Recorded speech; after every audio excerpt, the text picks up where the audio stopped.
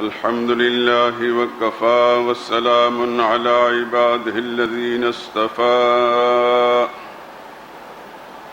خصوصا على سيد الرسل وخاتم الأنبياء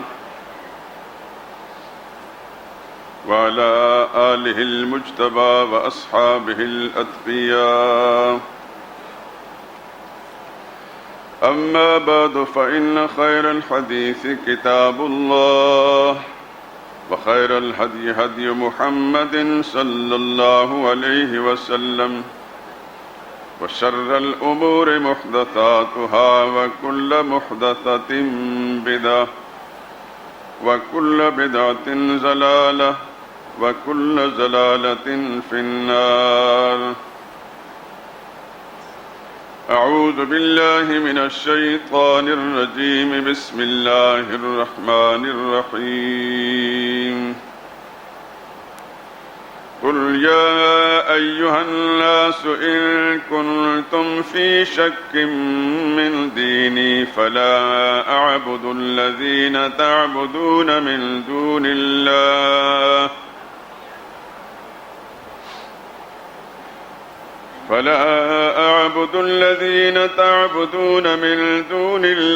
ولكن أعبد الله الذي يتوفاكم وأمرت أن أكون من المؤمنين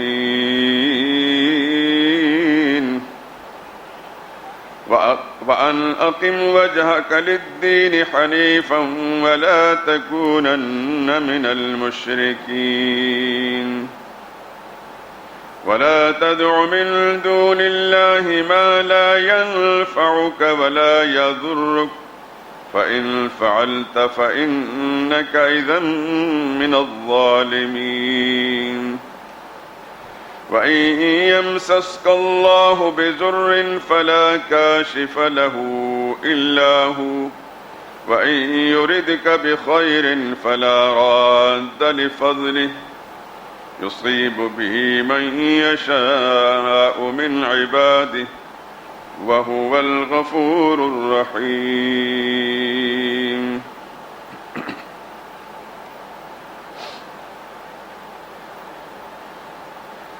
اے پیغمبر کہہ دیجئے لوگو اگر تم کو میرے دین میں کسی طرح کا شک ہو تو سن لو.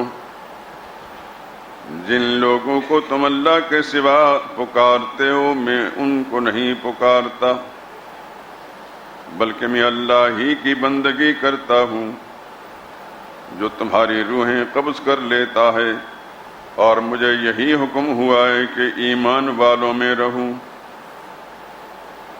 اور یہ اے پیغمبر سب سے یکسو ہو کر دین اسلام کی پیروی کیے جاؤ اور مشرکوں میں سے ہرگز نہ ہونا اور اللہ کو چھوڑ کر ایسوں کو نہ پکارنا جو نہ تمہارا کچھ بھلا کر سکتے ہیں اور نہ کچھ بگاڑ سکتے ہیں. اگر ایسا کرو گے تو ظالموں میں سے ہو جاؤ گے. اور اگر اللہ تم کو کوئی تکلیف پہنچانا چاہے تو اس کے سوا اس کو کوئی دور کرنے والا نہیں. اور اگر تم سے بھلائی کرنی چاہے تو اس کے فضل کو کوئی روکنے والا نہیں.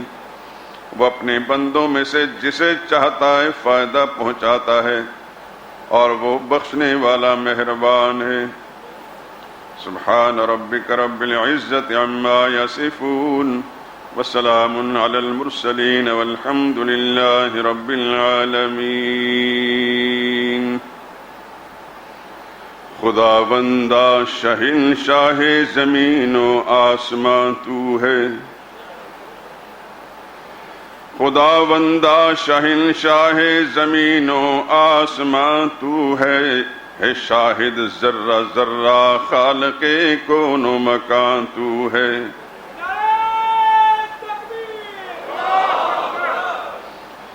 تیرا ہمسر نہیں کوئی تیرا ثانی نہیں کوئی ازل سے تا ابد یکتا اکیلا جاویداں تو ہے.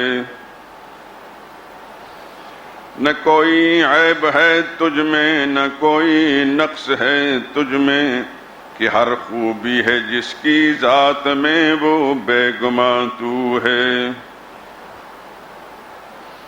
ہر ایک شے آنی و فانی مگر ایک تو ہے لا فانی، زوال و موت سے بالا ہے وہ عالم جہاں تو ہے۔ تو سنتا دیکھتا ہے جانتا ہے بات سینے کی، تو سنتا دیکھتا ہے جانتا ہے بات سینے کی، اگرچہ عرش پر بیٹھا ہے لیکن لامکاں تو ہے۔ نظر آتا نہیں لیکن تو ہے موجود ہر جانب، نشان تیرا ہر ایک شے میں ہے گرچہ بے نشان تو ہے۔ ہمارا مالک و آقا ہمارا والی و مولا، سمندر ہو کہ صحرا ہر جگہ ایک پاسباں تو ہے۔ کوئی بندہ خطا کے بعد ہو جاتا ہے جب تائب، اسے تو بخشنے والا ہے اس پر مہرباں تو ہے۔ میرے مولا رفیق بے نوا تجھ کو کہاں ڈھونڈے، یہاں تو ہے وہاں تو ہے عیاں تو ہے نہاں تو ہے۔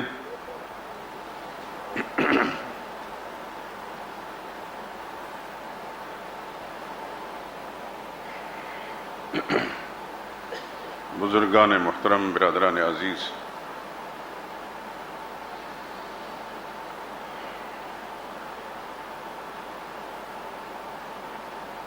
11ویں پارے میں قرآنی ترتیب کے اعتبار سے 10ویں نمبر کی سورت سورہ یونس،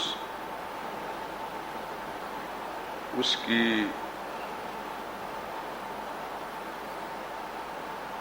3 آیات کریمہ 104 4 آیات کریمہ 104 105 106 اور 107 تلاوت کی ہے اور ترجمہ بھی عرض کیا ہے، جس سے مضمون کا آپ نے اندازہ فرما لیا ہوگا۔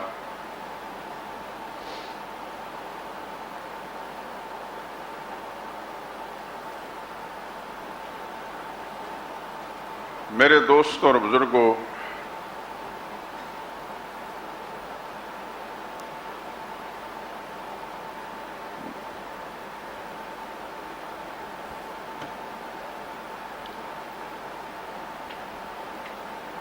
اسلام ایک مجموعے کا نام ہے۔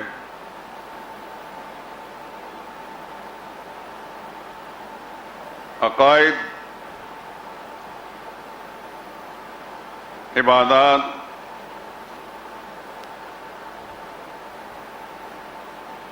معاملات،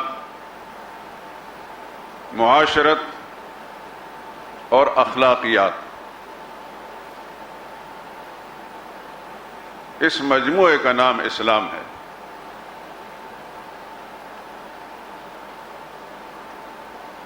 یہ جو نمازیں ہیں، روزے ہیں، زکوٰۃ ہے، حج ہے، قربانیاں ہیں، صدقہ و خیرات ہے، یہ سب عبادات میں شامل ہیں۔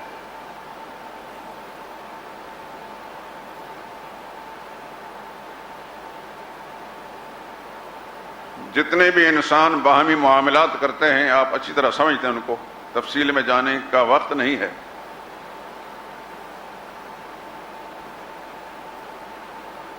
وہ بھی ایک مسلمان کا اسلامی ضابطوں کے مطابق ہوتا ہے، اور قرآن کریم کے اندر متعدد صورتوں کے اندر معاملات کو درست رکھنے کی تعلیم دی گئی ہے۔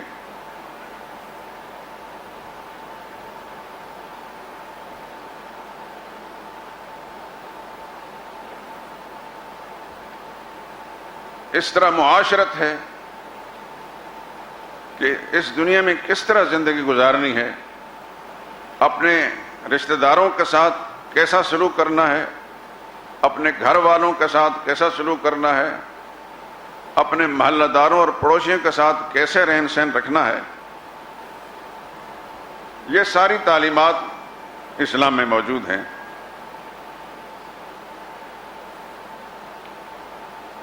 علی ھذا القیاس اسلام ایک مجموعے کا نام ہے جس کے ذیل میں یہ ساری چیزیں آتی ہیں، لیکن اس کی سب سے پہلی بنیاد عقائد ہیں۔ اسلام کی ساری عمارت عقائد کی بنیاد پر قائم ہے۔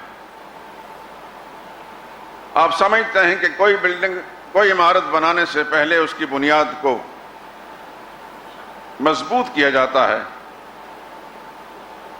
مضبوط بنیادوں پر جتنی منزلیں میں اوپر چڑھائی جائیں وہ استوار رہتی ہیں، لیکن کمزور بنیاد پر جو عمارت بنائی جاتی ہے کسی وقت بھی وہ گر سکتی ہے۔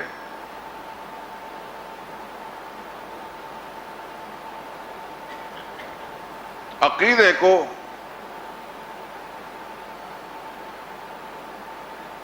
اسلام میں بنیاد کی حیثیت حاصل ہے۔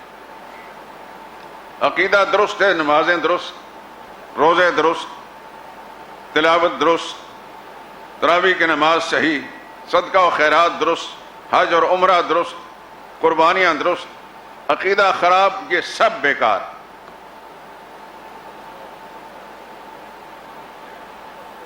قرآن کریم سے ہمیں ایک بات معلوم ہوتی ہے، غور سے سننا میری بات کو۔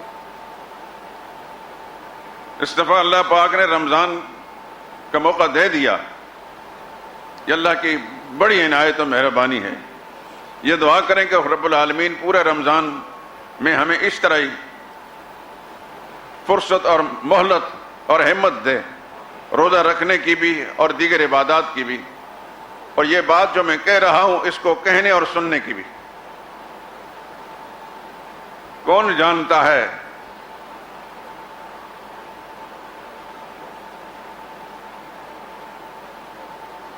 آئندہ رمضان کس کو ملے گا؟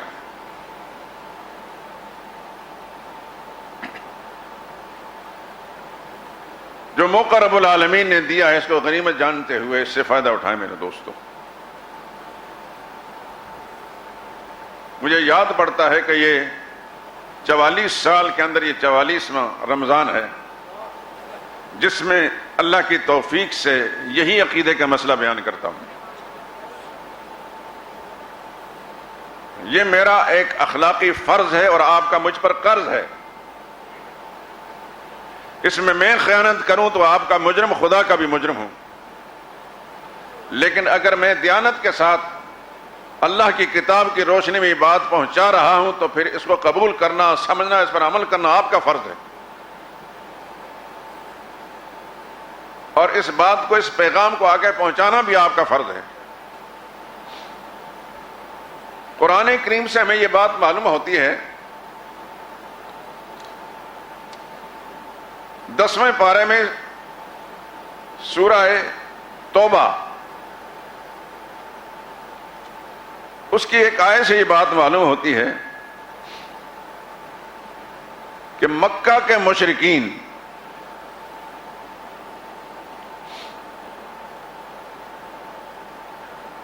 آیت نمبر 17 سے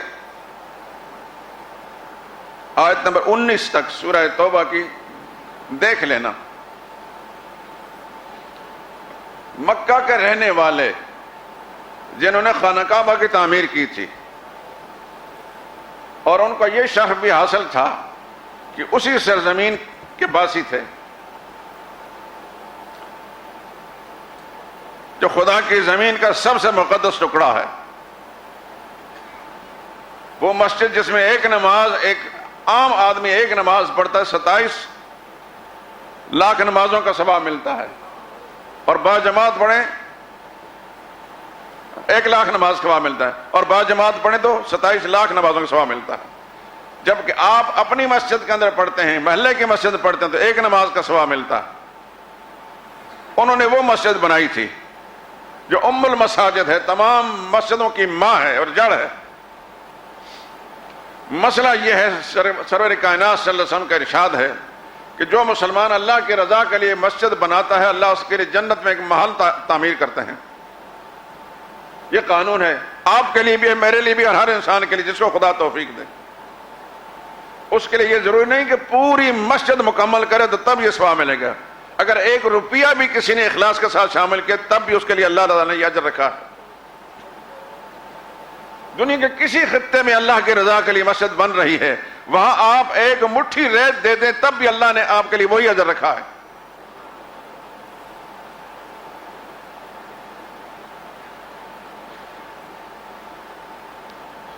رسول اللہ صلی اللہ علیہ وسلم نے اس مسئلے کو سمجھانے کے لیے فرمایا وَلَوْ كَمَفْحَصِ قِطَعَةٍ، ایک پرندے کا گھونسلہ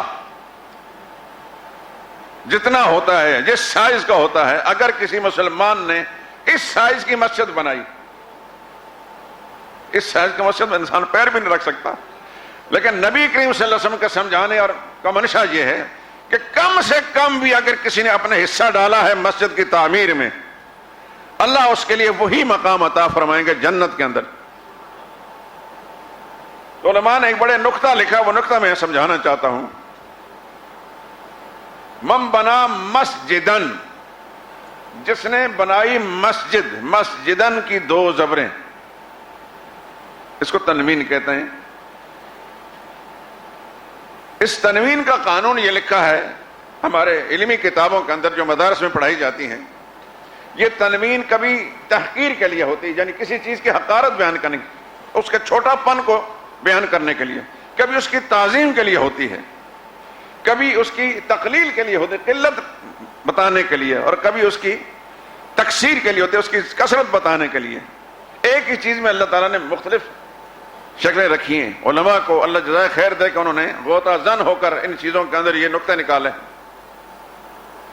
اب وہ کہتے ہیں من بنا مسجدن کی جو تنوین ہے یہ تقلیل کے لیے، چھوٹی سی مسجد چڑیا کے گھونسلے کے برابر۔ بن اللہ لہ بیتن، وہاں تنوین ہے، اللہ اس کے لیے ایک بیت، ایک گھر بناتے ہیں، ایک محل بناتے ہیں، وہاں تنوین ہے۔ وہ تنوین تعظیم کے لیے، اللہ ایک عظیم و شان گھر اس کے لیے تعمیر کریں گے۔ یہاں اس نے چھوٹی سی مسجد بنائی اللہ کو راضی کرنے کے لیے، وہ عظیم و شان۔ دیکھیں ہم مجبور تو ہیں، اللہ تو مجبور نہیں۔ ہم میں سے کوئی شخص اتنی طاقت رکھے 1 روپیہ دے سکتا ہے، میرے رب نے تو کسی سے مانگنا نہیں۔ ہم اپنی حیثیت کے مطابق کام کرتے ہیں، میرا رب اپنی شان کے مطابق کام کرتا ہے۔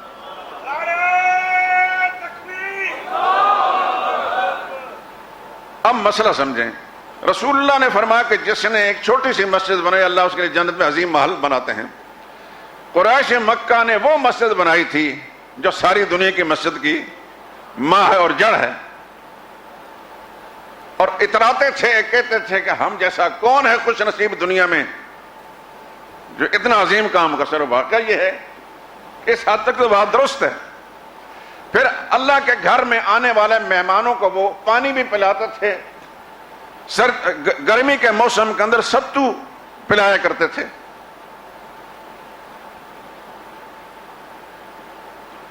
آپ نے قرآن کریم کی تلاوت کے دوران اور علماء کے بیان کے دوران یہ بات سنی ہے کہ ان کا ایک بت تھا جس کو لات کہتے تھے۔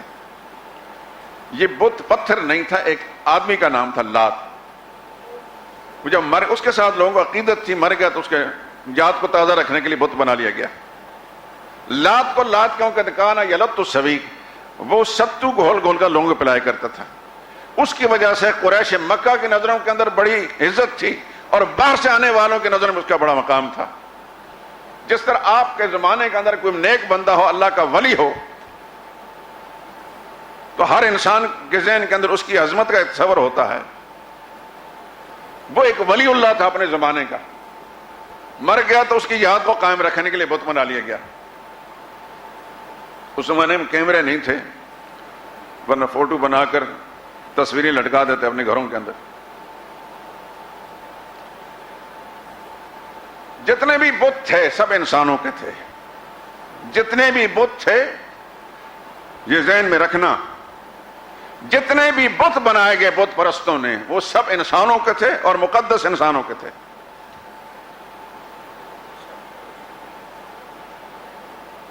جس کا بھی کوئی عظیم کارنامہ کسی کے علم میں آیا، اس کی یاد کو تازہ رکھنے کے لیے، قائم رکھنے کے لیے بت بنا لیا گیا۔ لات کا معاملہ ایسا تھا، خانہ کعبہ کی تعمیر کی اور اس پر اتراتے تھے۔ دیکھیے آج بھی کوئی شخص بہت بڑا کارنامہ کرے نا تو دل کے اندر بھی اس کی ایک خوشی ہوتی ہی ہے، لوگوں کے سامنے وہ سینہ چوڑا کر کے چلتا ہے کہ میں نے یہ فلاں کارنامہ سر انجام دیا۔ ان کے اس عمل پر اللہ کی طرف سے فیصلہ کیا ہے، غور سے سننا۔ سورہ توبہ کی آیت نمبر 17، ما کان للمشرکین ان یعمروا مساجد اللہ شاہدین علی انفسہم بالکفر اولئک حبطت اعمالہم وفی النار ہم خالدون۔ مشرکوں کو حق نہیں پہنچتا کہ اللہ کی مسجدیں تعمیر کریں، اس لیے کہ شرک کر کے وہ اپنے اوپر کفر کی گواہی دے چکے ہیں، اپنا کافر ہونا مان چکے ہیں۔ ان لوگوں کے سارے اعمال مسجدوں کی تعمیر سمیت اللہ کے نزدیک سب ضائع ہیں اور بیکار ہیں۔ اللہ فرماتے ہیں وَفِي النَّارِ هُمْ خَالِدُونَ، یہ لوگ ہمیشہ دوزخ میں رہیں گے۔ بتائے اس مسجد کی تعمیر کا کوئی فائدہ ہے ان کو؟ خانہ کعبہ کی تعمیر کا کوئی فائدہ پہنچا؟ یہ کون کہتا ہے؟ اللہ فرما رہے ہیں۔ یہ کسی اخبار کا بیان نہیں، کسی مولوی صوفی پیر کا بیان نہیں، اللہ کا قرآن ہے۔ جو بات بھی کہوں گا انشاءاللہ اللہ کے قرآن سے پیش کروں گا۔ آگے انما يعمر مساجد اللہ من آمن باللہ والیوم الآخر وأقام الصلاة وآتى الزكاة ولم يخش إلا الله فعسى أولئك أن يكونوا من المهتدين۔ اللہ کی مسجدوں کی تعمیر تو وہ لوگ کرتے ہیں جو اللہ پر ایمان رکھتے ہیں اور قیامت پر بھی ایمان رکھتے ہیں، اور اللہ کو راضی کرنے کے لیے زکوٰۃ بھی دیتے ہیں، اور اللہ کے سوا کسی بھی مخلوق سے نہیں ڈرتے۔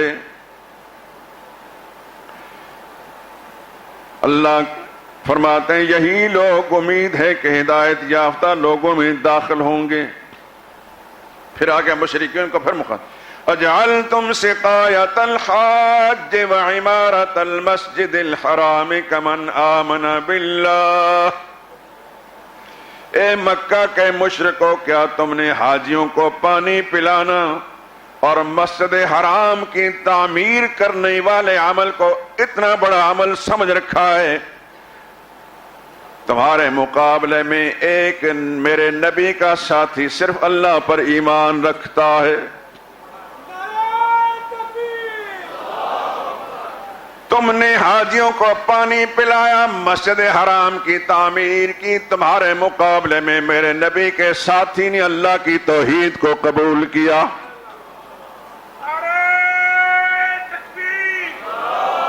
اور وہ قیامت پر بھی ایمان رکھتا ہے اور موقع پڑنے پر اللہ کی راہ میں جہاد کرتا ہے۔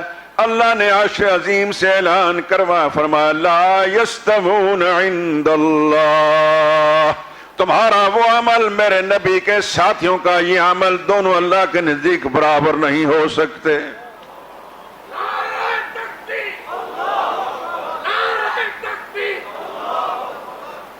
بات سمجھ میں آئی ہے کہ نہیں آئی؟ مشرکوں کو مخاطب فرما تم نے حاجیوں کو پانی پلا کر بڑا کارنامہ سمجھ لیا، مسجد حرام کی تعمیر کر کے بڑا کارنامہ سمجھ لیا، تمہارے مقابلے میں میرے نبی کا ایک غریب ساتھی اللہ کی توحید کو قبول کیا ہے، حاجیوں کو پانی بھی نہیں پلایا، مسجد حرام کی تعمیر بھی نہیں کی، لیکن اللہ کی توحید کو قبول کیا ہے، آخرت پر ایمان رکھتا ہے، میرے نزدیک تمہارا یہ عمل میرے نبی کے ساتھیوں کے توحید والے عقیدے کے ساتھ برابر انک لا یستوون عند اللہ، اللہ کے نزدیک یہ دونوں برابر نہیں ہیں۔ معلوم ہوا کہ سب سے بڑی نیکی کون سی ہے؟ عقیدہ توحید۔ زبان سے کہیں فرشتے نوٹ کر رہے ہیں، سب سے بڑی نیکی عقیدہ توحید ہے۔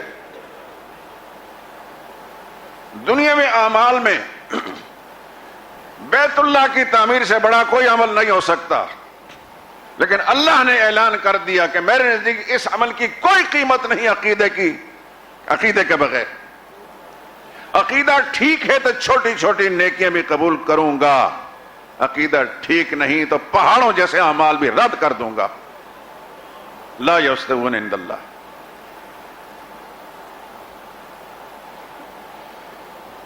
اب آئیے اصل موضوع کی طرف۔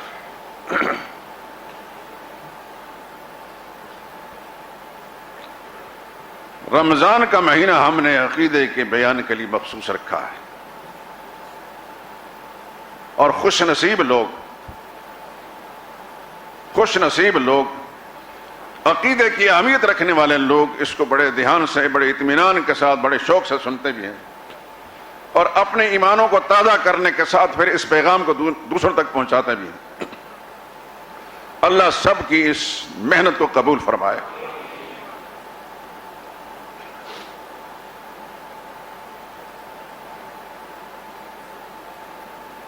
میرے دوستو، اللہ کی اس زمین پر سب سے اچھے لوگ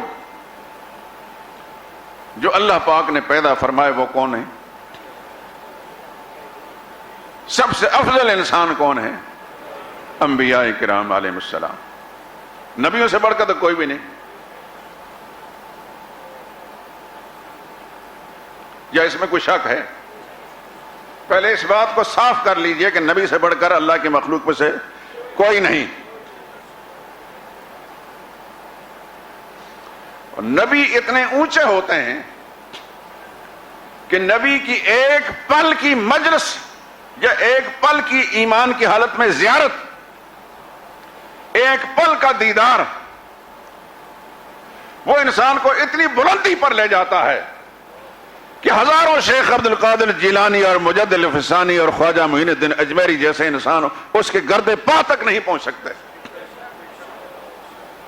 نبی کا مقام کتنا اونچا ہے کہ اس نبی کی ایک پل کے لیے زیارت کر لینا حالت ایمان میں، اور اس ایمان کے ساتھ دنیا سے چلے جانا، یہ عمل انسان کو اتنا اونچائی پر لے جاتا ہے کہ ساری دنیا کے اولیاء اللہ اس کے گرد پا تک نہیں پہنچ سکتے۔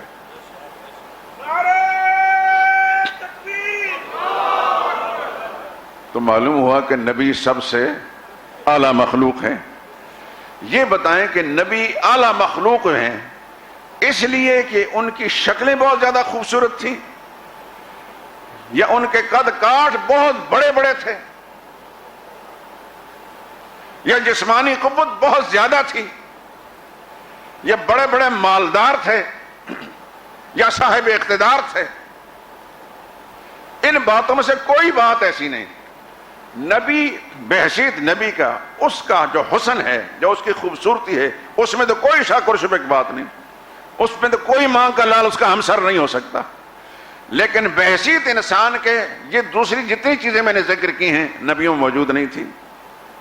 نہ وہ مالدار تھے، نہ صاحب اقتدار تھے، نہ بہت بڑے جتھے اور کنبہ قبیلہ کے تھا، نہ کسی حکومت کے مقتدر تھے، بادشاہ تھے۔ اس کے باوجود اللہ نے ساری انسانیت میں ان کو اونچا درجہ عطا فرمایا۔ کیوں؟ یہ سوال ہے اصل میں، یہ سوچنا ہے اور یہ غور کرنا ہے۔ نبی سب سے اونچے کیوں بنائے گئے؟ ہمیں کس نے بنایا؟ اللہ نے۔ بولیے، ہمیں کس نے بنایا؟ اللہ نے۔ نبیوں کس نے بنایا؟ اللہ نے۔ ہمارا خالق بھی اللہ، ان کا خالق بھی اللہ، وہ بھی آدم کی اولاد، ہم بھی آدم کی اولاد۔ ہم چھوٹے کیوں ہیں، وہ بڑے کیوں ہیں؟ اس پہ غور کیجئے۔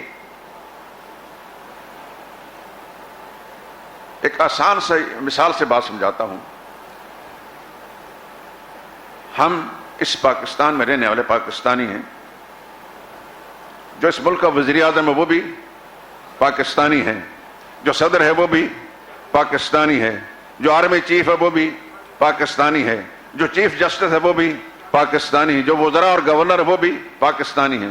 لیکن جتنا تحفظ، جتنی سیکیورٹی ان لوگوں کی، صدر کی، وزیر اعظم کی، وزراء اعلیٰ کی، گورنروں کی، آرمی چیف کی، چیف جسٹس کی ہوتی ہے، وہ میری اور آپ کی ہوتی ہے۔ اس کی وجہ کیا ہے کہ ان کی اہمیت ہے، وہ بھی پاکستانی، ہم بھی پاکستانی، ان کی اہمیت ہے۔ اہمیت کیوں ہے کہ ان کا کام ذرا اس ملک کی فلاح و بہبودی کے لحاظ سے زیادہ سمجھا جاتا ہے، زیادہ سمجھا جاتا ہے، اس واسطے ان کو سیکیورٹی بھی زیادہ دی جاتی ہے، ان کا تحفظ بھی زیادہ کیا جاتا ہے۔ معلوم ہوا تھا کہ کام کی اہمیت کے سبب سے آدمی کی اہمیت بڑھ جاتی ہے۔ اب سمجھ میں آئی بات کہ نہیں؟ اس کے کام کی وجہ سے اس کی اہمیت بڑھ جاتی ہے۔ اب آئیے انبیاء اکرام علیہ السلام کی طرف۔ انبیاء کو آدم کی اولاد میں بھی اور آپ بھی، ان کو سب سے اونچا مقام کیوں دیا گیا؟ اب جواب مل گیا، ان کے کام کی وجہ سے، ان کے کام کی وجہ سے اللہ نے ان سے کام اونچا لیا ہے۔ ایسا کام کسی اور کو نہیں دیا گیا جو انبیاء کو دیا گیا، اس لیے اللہ نے ساری انسانیت ان کا مقام بھی اونچا رکھا ہے۔ آئیے قرآن سے پوچھتے ہیں ان کا کام کیا تھا؟ کس سے پوچھتے ہیں؟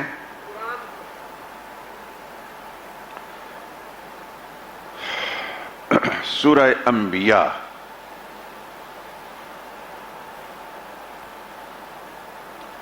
ایک ایسی سورت جو اللہ تعالیٰ نے نبیوں ہی کے نام پر اتاری ہے۔ کئی ایک نبیوں کے نام بھی ہیں، لیکن ان کے کام کی وجہ سے اللہ تعالیٰ نے اس سورت کا نام رکھا سورہ انبیاء۔ یہ کہاں ہے؟ فوراً بتائیں، تلاوت اگر آپ کرتے ہیں تو فوراً بتائیں۔ 17ویں پاری کی پہلی سورت ہے۔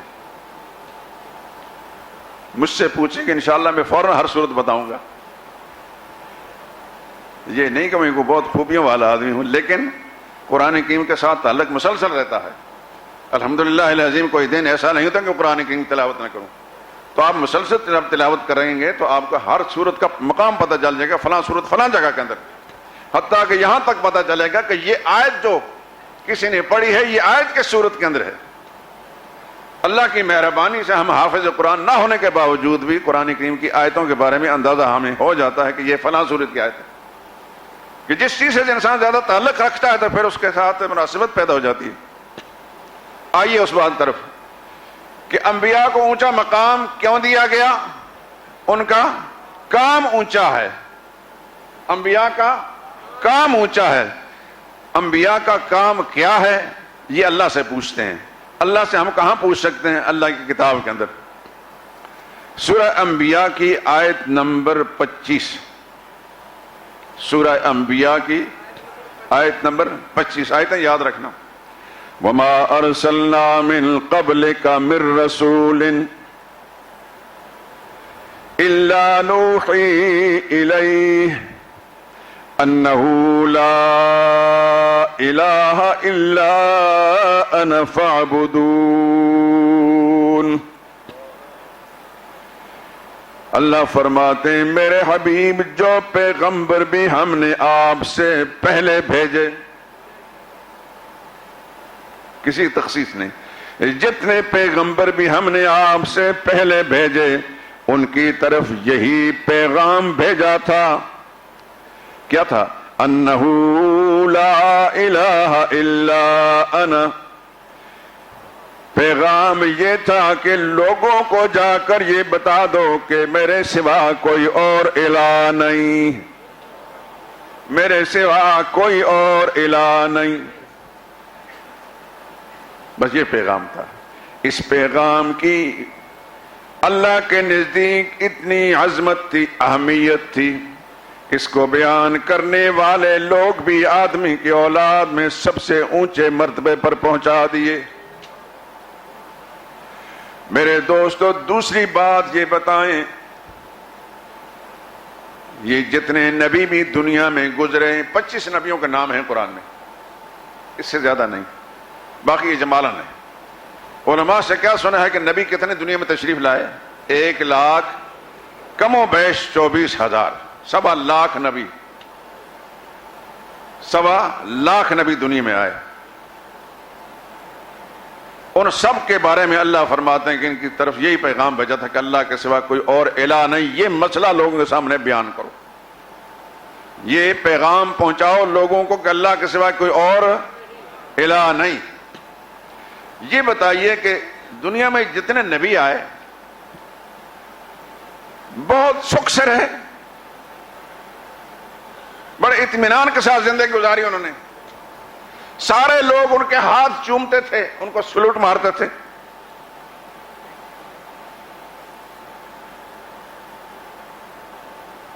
ہمارے زمانے کے پیروں کی طرح خانقاہیں بنا کر وہ سارے نبی اپنے مریدوں سمیت اپنی خانقاہوں کے اندر ورد کرتے تھے، ذکر اذکار کرتے تھے۔ میری بات کی توجہ ہے؟ توجہ ہوگی تب جواب دیں گے۔ ہمارے زمانے کے جو پیر صاحبان ہیں جس طرح کی عیش کی زندگی گزارتے ہیں، مریدوں کے نذرانے بھی اور شکرانے بھی ان کو ملتے ہیں اور ہاتھ بھی چومے جاتے ہیں اور فوج ظفر موج آگے پیچھے چلتی ہے، ہوتا ہے کہ نہیں ہوتا؟ کیا وہ انبیاء اکرام علیہ السلام بھی ایسی شاندار زندگی گزارتے تھے؟ کیا یہ حقیقت نہیں کہ انبیاء کو مار پڑی؟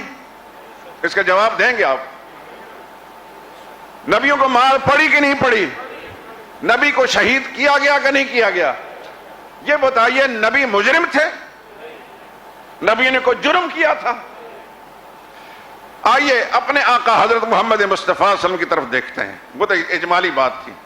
محمد مصطفیٰ صلی اللہ علیہ وسلم نے جب تک یہ لا الہ الا اللہ بیان نہیں کیا تھا، 40 سال کی زندگی مکہ کے اندر جو گزاری، لوگوں کی نظروں میں رسول اللہ صلی اللہ علیہ وسلم کیسے تھے؟ ایسے تھے کہ آج اس کی مثال بھی نہیں پیش کر سکتے ہم۔ ہر انسان آپ کو صادق اور امین کہتا تھا، ہر انسان۔ صادق کا معنی سچا، امین کا معنی دیانتدار۔ لوگ اپنی امانتیں کس کے گھر رکھتے تھے؟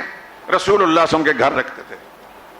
لوگ کہا کرتے تھے کہ اپنے بچے کے سر پر ہاتھ رکھ کر نہیں کہہ سکتے کہ یہ ہمارا ہی بچہ ہے، لیکن محمد آپ کے ہاتھ پر سر پر ہاتھ رکھ کر کہہ سکتے ہیں کہ آپ سچے اور دیانتدار ہیں۔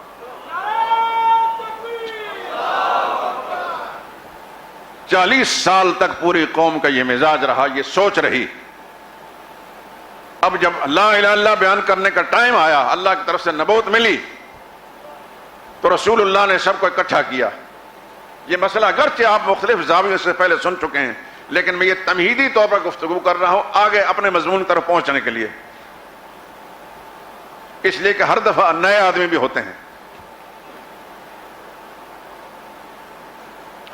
رسول اللہ نے اکٹھا کیا سب کو، اور آپ جانتے ہیں کہ جو اتنا مقبول انسان ہو، منظور نظر ہو، آنکھوں کا تارا ہو، تو وہ اشارہ کرے تو لوگ اکٹھے ہوں گے کہ نہیں ہوں گے؟ سب اکٹھے ہو گئے۔ رسول اللہ صلی اللہ علیہ وسلم نے فرمایا، هل وجدتمونی صادقا او کاذبا؟ پوچھا، هل وجدتمونی صادقا او کاذبا؟ اے میرے مکہ کے باسیوں، میرے شہر کے لینے والوں، میرے رشتہ داروں، میری برادری قبیلے کے لوگوں، سب کے سب مل کر جواب دو، اس پوری 40 سالہ زندگی میں تم نے مجھے جس طرح دیکھا ہے کیسے دیکھا؟ هل وجدتمونی صادقا او کاذبا؟ اس عرصے کے اندر مجھے سچا پایا یا جھوٹا؟ اب ان کا جواب دیکھیں۔ قالو، سب نے مل کر ایک زبان سے کہا، جربنا لک مرارا، اے محمد صلی اللہ علیہ وسلم، اے محمد، ہم نے آج تک آپ کو سرسری نظر سے ہی نہیں دیکھا تھا، بارہا پرکھ پرکھ کر دیکھا ہے،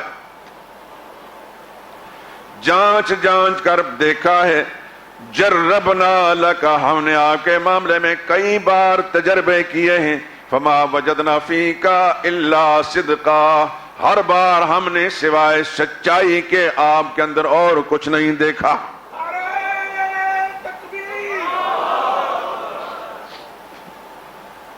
محمد مصطفیٰ صلی اللہ علیہ وسلم نے دوسری بات فرمائی، اگر یہ بات تم نے مان لی، یہ ایک ریفرنڈم تھا رسول اللہ نے اپنے حق میں، مجھے کیسا سمجھتے ہو تم؟ حضور نے فرمایا اگر میں یہ کہوں کہ یہ جو پہاڑ ہے سامنے، خانہ کعبہ کے ساتھ پیچھے پہاڑ ہے نا، پتہ ہے نا سب کو، اللہ سب کو وہاں لے جائے اور دیکھنے کی توفیق نصیب ہونا۔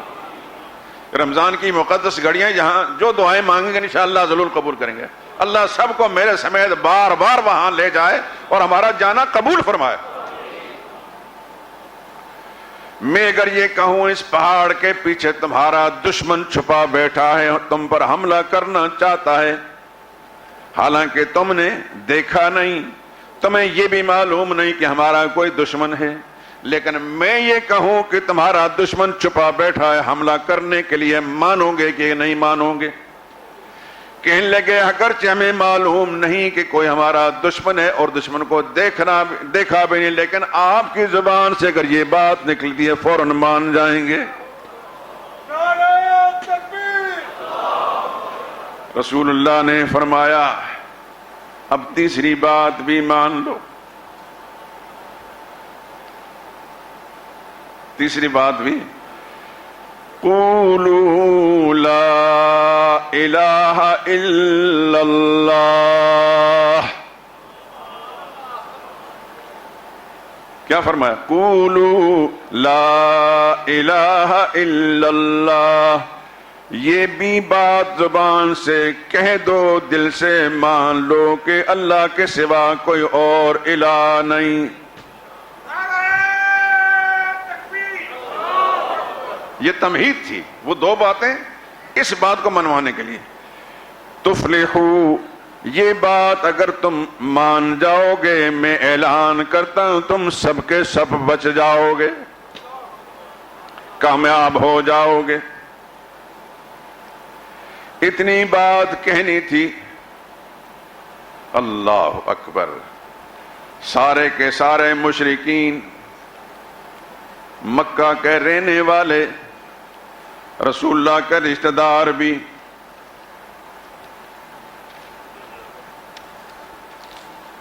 چچا بھی، خاندان کے دوسرے لوگ بھی،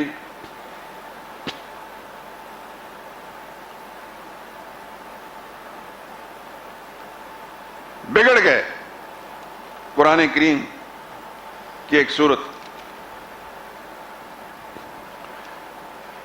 23ویں پارے میں سورہ صافات کی ایک آیت،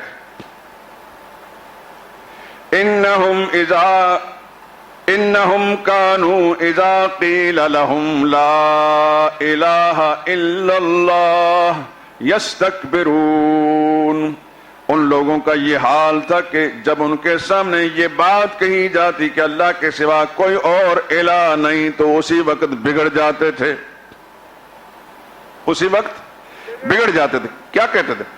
وَيَقُولُونَ، اور یوں کہتے، أَإِنَّا لَتَارِكُو آلِهَتِنَا لِشَاعِرٍ مَجْنُونٍ، ہمارے باپ دادا، ہمارے بڑے، ہمارے باپ دادا جن حضرتوں کو، جن الہوں کو پوچھتے پکارتے چلے آ رہے تھے، جن سے مرادیں مانگا کرتے تھے، کسی سے اولاد مانگتے، کسی سے شفا مانگتے، کسی سے دولت مانگتے، کسی سے کامیابی مانگتے تھے، ہمارے باپ دادا مختلف حضرتوں سے، ان سب کو چھوڑ کر یہ کہتے ہیں ان کو نہ مانو، ایک اللہ کو مانو۔ یقولون اِنَّا لَتَارِكُو آلِهَتِنَا، آلہہ جمع ہے الہن کی، حضور نے فرمایا قولوا لا الہ، تو کن لا اِنَّا لَتَارِكُو آلِهَتِنَا، ہم اپنے الہوں کو چھوڑ دیں گے، ان کے کہنے لِشَاعِرٍ مَجْنُونٍ، وہی لوگ چند منٹ پہلے کہتے ہیں آپ سچے ہیں، صادق ہیں اور امین ہیں۔ اب کیا کہنے لگے؟ لشاعر مجنون، یہ تو کوئی شاعر لگتا ہے، یہ تو کوئی دیوانہ لگتا ہے۔ اپنے منہ سے حضور کو صادق اور امین کہنے والے ابھی اپنے منہ سے کہہ رہے ہیں یہ دیوانہ ہے۔ یہ اللہ کی توحید کی تاریخ یہ ہے، جس نے توحید بیان کی سچی، اس کو ستایا گیا، اس کو الزام اور تانے دیے گئے، اس کو برا بھلا کہا گیا، اس کو مجنون، دیوانہ، پاگل کہا گیا۔ کس بھی چیز پر بگڑے؟ لا الہ الا اللہ پر۔ اب قرآن سے ہی بات سمجھ میں آ گئی، نبی کس لیے بھیجا گئے؟ لا الہ الا اللہ کا بیان کرنے کے لیے۔ محمد مصطفیٰ نے ان کا سامنے کیا پیش کیا کہ تمہاری کامیابی کس میں ہے؟ لا الہ الا اللہ ماننے میں ہے، اور وہ بگڑے کس پر؟ لا الہ الا اللہ پر۔ اتنی بات تو سمجھ میں آ گئی، ماشاءاللہ پڑھے لکھے لوگ ہیں۔ یہ ہے عقیدے کی بنیاد۔ اب آپ یہ کہیں گے کہ ہم تو لا الہ الا اللہ مانتے ہیں، ہمیں کیوں یہ باتیں سنائی جا رہی ہیں؟ ہم منکر تھوڑے ہی لا الہ الا اللہ کے، منکر تو نہیں نا؟ ہاتھ کھڑا کریں، جزاکم اللہ خیرہ۔ میں آپ کو کیوں سنا رہا ہوں؟ اچھا یہ بتائیں، لا الہ، لا الہ، اس کا کیا معنی ہے؟ اللہ کوئی، معنی کریں اونچی آواز سے، کوئی عبادت کے لائق نہیں، الا اللہ، اللہ ہی عبادت کے لائق ہے۔ لا الہ، اللہ کے سوا کوئی عبادت کے لائق نہیں، الا اللہ، اللہ ہی عبادت کے لائق، یہی عنوان ہے۔ اتنی بات تو مانتے ہیں ماشاءاللہ، اللہ قائم رکھے مجھے بھی اور آپ کو بھی۔ اچھا یہ بتائیں کہ عبادت کا جو لفظ ہے یہ پنجابی کا ہے یا عربی کا ہے؟ عبادت لفظ عربی کا ہے، تو الہ بھی لفظ عربی کا اور عبادت بھی لفظ عربی کا، ایک عربی کا لفظ کا ترجمہ بھی عربی زبان میں کرتے ہیں، یہ تو بات نہیں بنی، اپنی زبان میں کریں، جس زبان کو آپ مانتے اور جانتے ہیں اس زبان میں اس کا معنی کریں۔ اچھا ایک اور بات سمجھاتا ہوں،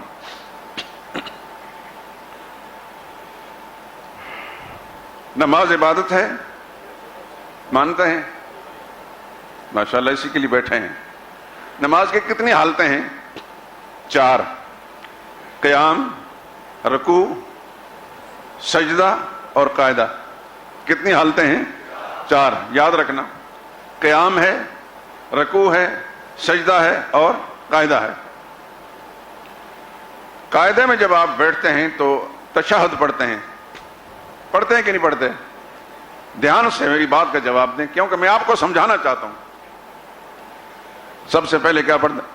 التحیات للہ والصلوات والطیبات، یہی ہے نا؟ غلط نہیں پڑھ رہا؟ التحیات للہ کیا معنی؟ ساری کی ساری زبانی عبادتیں بھی اللہ ہی کے لیے۔ للہ کے لام جو ہے لام کی زیر، اس کا معنی ہوتا ہے صرف اللہ کے لیے، جیسا الحمد للہ ہے، حمد صرف اللہ کے لیے۔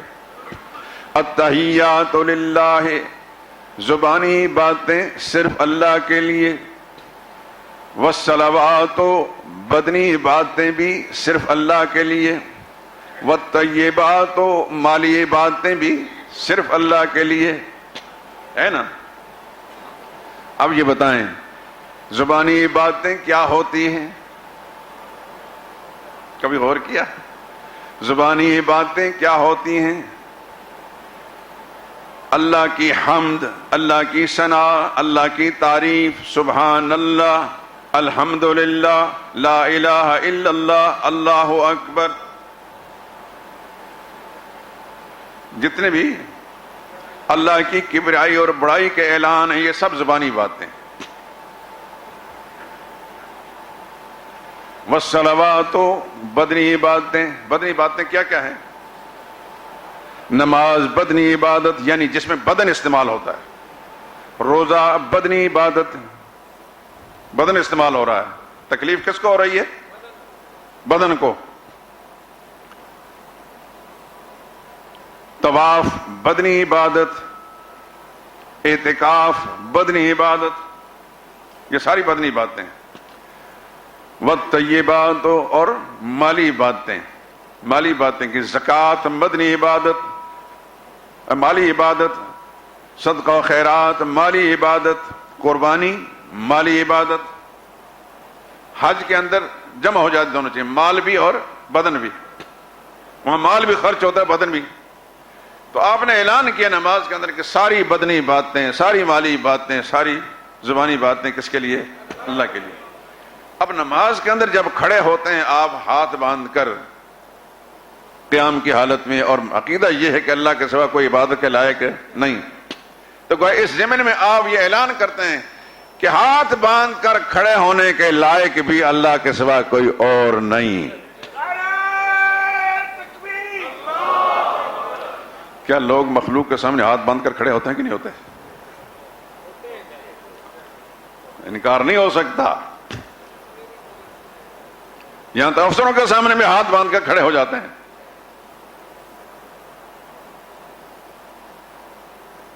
ہوتا ہے کہ نہیں؟ قبروں کے سامنے بھی ہاتھ باندھ کر کھڑے ہو جاتے ہیں، زندوں کے سامنے بھی اور مردوں کے سامنے ہاتھ باندھ کر کھڑے ہو جاتے ہیں۔ نماز کی ایک حالت، رکوع، جھکنا، یہ کس کے لیے ہے؟ مخلوق کے سامنے لوگ جھکتے ہیں کہ نہیں جھکتے؟ تو پھر یہ بات درست ہے کہ اللہ کے سوا کوئی عبادت کے لائق نہیں۔ رکوع دوسروں کے لیے کرتے ہیں اور کہتے ہیں اللہ کے سوا کوئی عبادت کے لائق نہیں۔ ہاتھ باندھ کر مخلوق کے سامنے کھڑے ہوتے ہیں، کہتے ہیں اللہ کے سوا کوئی عبادت کے لائق نہیں۔ سجدہ مخلوق کو کرتے ہیں کہ نہیں کرتے؟ ان درباروں پر، ان درگاہوں پر سجدے ہوتے ہیں کہ نہیں ہوتے؟ کہیں نخل مرقد کی چھاؤں میں سجدے، کہیں مرنے والوں کے پاؤں میں سجدے، ادھر اور ادھر نگاہوں میں سجدے، ادھر اور ادھر خانقاہوں میں سجدے، اشاروں میں سجدے، نگاہوں میں سجدے، تشخص پرستی کا پامال سجدہ، مزاروں پہ جا جا کر ہر سال سجدہ ہوتے ہیں کہ نہیں ہوتے؟ تو سجدہ تو پھر اللہ کے لیے مخصوص تو نہ رہا۔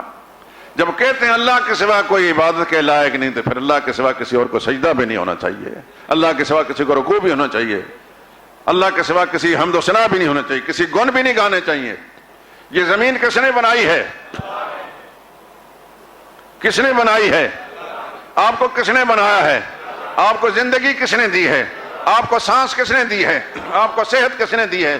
کون کھلا رہا ہے آپ کو؟ کون پلا رہا ہے؟ اولاد کی نعمت کس نے دی؟ مال کی نعمت کس نے دی؟ صحت کی نعمت کس نے دی؟ یہ ساری آسائشیں کس نے دی؟ تو جس اللہ نے یہ سب کچھ دیا ہے، مانگا تھا آپ نے؟ بن مانگے دیا ہے۔ آپ نے مانگا تھا یا اللہ ہمیں ایسی خوبصورت شکل دینا، ایسی آنکھیں دینا، ایسی ناک دینا، ایسا چہرہ دینا، ایسے قد کاٹ دینا، ایسا حسین چہرہ دینا، ایسی اولاد دینا، ایسی صحت دینا، ایسا مال اور کاروبار دینا، یہ سب چیزیں بن مانگے اللہ نے عطا کی ہیں کہ نہیں؟ اور جو بن مانگے دے سکتا ہے، مانگنے پر کیوں نہیں دے سکتا؟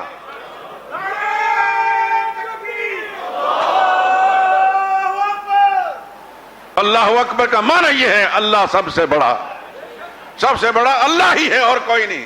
وَلَهُ الْكِبْرِيَاءُ فِي السَّمَاوَاتِ وَفِي الْأَرْضِ، اسی کے لیے بڑائی حاصل ہے آسمانوں میں اور زمین میں۔ وَالَّذِي فِي السَّمَاءِ إِلَٰهٌ وَفِي الْأَرْضِ إِلَٰهٌ، آسمانوں میں الہ وہی ہے، زمین میں الہ بھی وہی ہے۔ یہی مسئلہ انبیاء نے سمجھایا دوستو۔ یہ مسئلہ جرم بن گیا قوم کے سامنے، نبیوں کو مار پڑی۔ بتائیے محمد مصطفیٰ صلی اللہ علیہ وسلم کے ساتھ کیا کیا سلوک نہیں ہوا؟ ایک مسلمان اپنے نبی کی زندگی سے بے خبر نہیں رہ سکتا۔ ہمارے آقا کو صحن کعبہ کے اندر آپ کے سر مبارک پر اوجڑی ڈالی گئی، اونٹ کی اوجڑی، اتنا وزنی، رسول اللہ صلی اللہ علیہ وسلم کے گلے میں پھندا ڈال کر آپ کو کھینچا گیا۔ کیا جرم کیا تھا حضور صلی اللہ علیہ وسلم نے؟ کسی کو گالی دی تھی؟ کسی کی عزت پر ہاتھ ڈالا تھا؟ کسی اقتدار چھیننے کی کوشش کی تھی؟ کسی سے مال مانگا تھا؟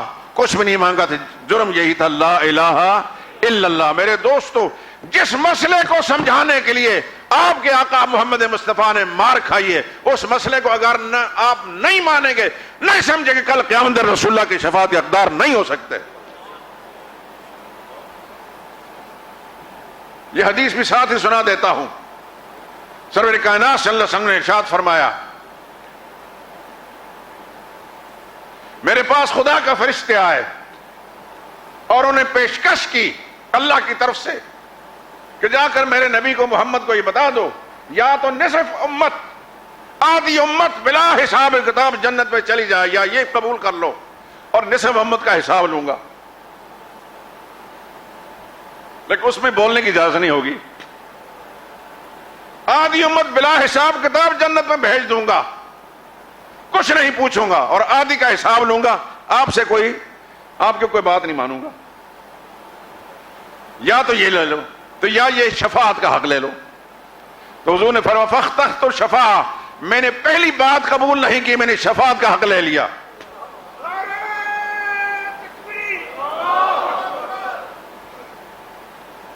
پھر آگے جو بات فرمائی ہے وہ ہے سمجھنے کی۔ فاخترت الشفاعہ، میں نے شفاعت کو اختیار کر لیا۔ وَهِيَ نَائِلَةٌ مِّنْ أُمَّتِي مَنْ قَالَ لَا إِلَهَ إِلَّا اللَّهُ خَالِصًا مِّنْ قَلْبِهِ، یہ میری امت کے ہر اس خوش نصیب کو میری شفاعت ملے گی، یعنی اس کی شفاعت کروں گا جس نے لا الہ الا اللہ خلوص نیت سے، خالص دل کے ساتھ، یعنی عقیدہ توحید کو خلوص نیت کے ساتھ قبول کیا ہوگا اور اسی عقیدے پر قائم رہ کر واپس جائے گا، انشاءاللہ اس کے لیے حق میں شفاعت کروں گا۔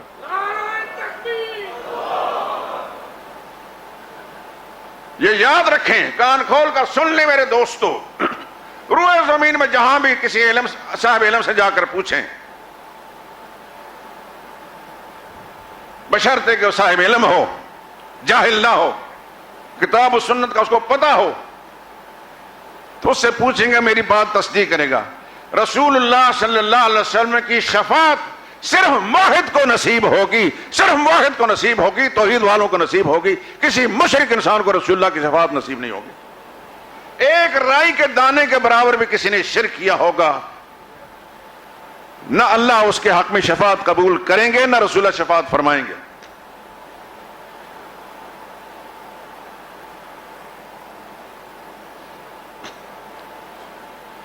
اللہ اکبر۔ اور عقیدہ پکا رہا تو بڑی بڑی بدعمالیوں کو خدا نظر انداز کر دیں گے اپنی رحمت کے ساتھ۔ لیکن یہ معنی نہیں ہے کہ عقیدہ کی بات کرتا ہوں، عقیدہ ٹھیک کر لو، باقی ساری کھلی چھٹی بدعمالیوں کی، اس کا یہ معنی نہیں۔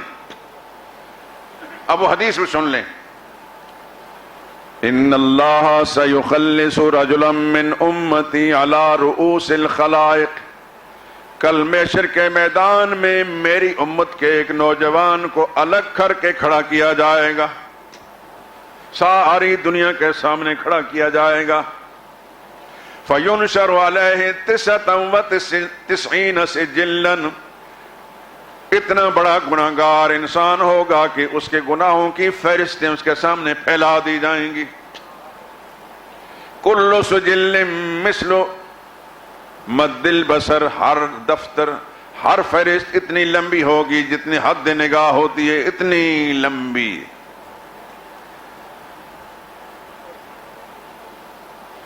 پھر ایک فہرست نہیں ہوگی، پوری 99، ایک کم 100 فہرستیں ہوں گی، بری ہوں گی اس کی بدعمالیوں سے۔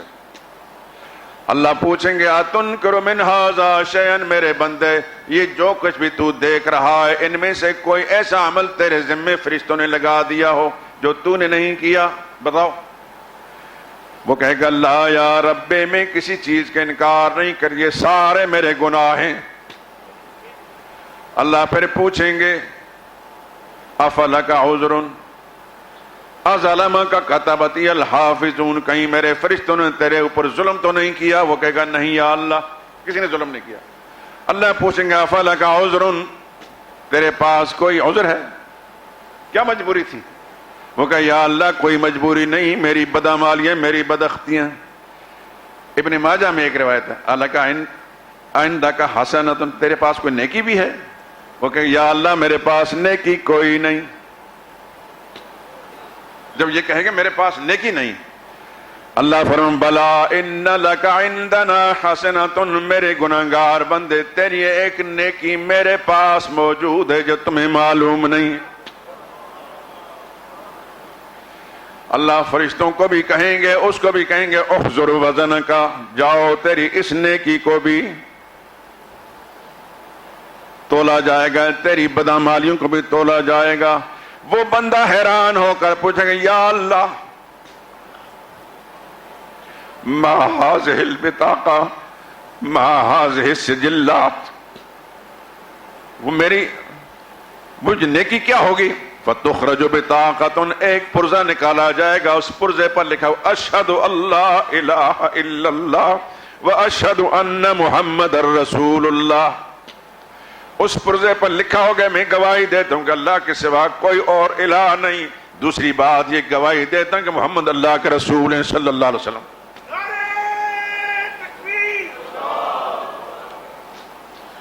جب اللہ فرمائیں گے احضر وزن کا، جاؤ میزان عمل کو دیکھو، وہ حیران ہو کر یا اللہ ما هذه البطاقہ ما هذه السجلات، اس ایک پرزے کی کیا ویلیو، کیا وزن ہے ان 99 دفتر بدعمالیوں کے مقابلے میں۔ اللہ فرما کہ انک لا تظلم، تجھ پر کوئی ظلم نہیں ہوگا، چھوٹی نیکی ہے تو وہ بھی تولی جائے گی، بڑی ہے تو تولی جائے گی۔ احضر وزن کا، جاؤ ذرا۔ پھر حدیث میں آتا ہے فتاشت السجلات وثقلت البطاقہ، اللہ کی شان پر قربان جائیں دوست، ایسی بس حدیثیں سن کر دعا کیا کرے اسی وقت، یا اللہ مجھے بھی ان لوگوں میں شامل کر دے۔ جب میزان عمل میں اس کی اس نیکی یعنی عقیدے والے پرزے کو رکھا جائے گا، دوسری طرف بدعمالیوں والے دفتر رکھے جائیں گے، جب اوپر کی طرف اٹھائے جائیں گے، اللہ کے نبی میں فتاشت السجلات، بدعمالیوں والا جو پلڑا ہے وہ اوپر کو اٹھ جائے گا، وثقلت البطاقہ، عقیدے والا پلڑا نیچے کی طرف جھک جائے گا۔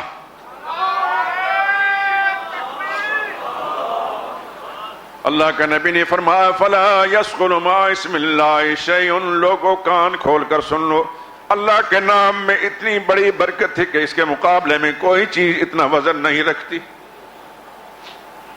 خدا مجھے بھی اور آپ کو بھی ایسا ہی مضبوط عقیدہ نصیب فرمائے کہ خدا نخواستہ ایسی شکل بن جائے۔ اس لیے میں دوستو صاف لفظوں میں کہتا ہوں، مجھے کچھ پتہ نہیں کل میری زندگی ہے نہیں، آئندہ سال ہم رہیں گے کہ نہیں رہیں گے، لیکن صاف لفظوں میں کہتا ہوں عقیدے پر کوئی سمجھوتا نہ کرے۔ بیوی ناراض ہوتی ہے، بیٹا ناراض ہوتا ہے، بیٹی ناراض ہوتی ہے، بہن ناراض ہوتی ہے، بھائی ناراض ہوتا ہے، ماں باپ ناراض ہوتا ہے، خاندان ناراض ہوتا ہے، سارا جہان ناراض ہوتا ہے، سب کو ناراض کر لیں، رب کو ناراض نہ کریں۔